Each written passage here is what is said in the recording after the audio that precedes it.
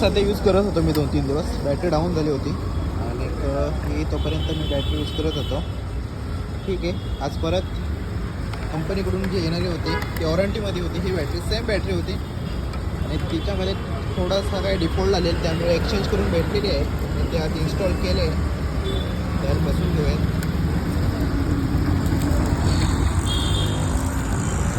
आपलं बाहेर रिप्लेस करतो आहे बॅटरी, नवीनच बॅटरी. पाहूयात.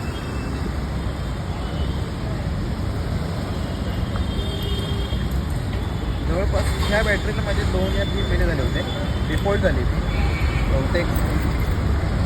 पाहूयात आता ही बॅटरी किती दिवस चालते. ही पण वॉरंटीमध्येच आहे.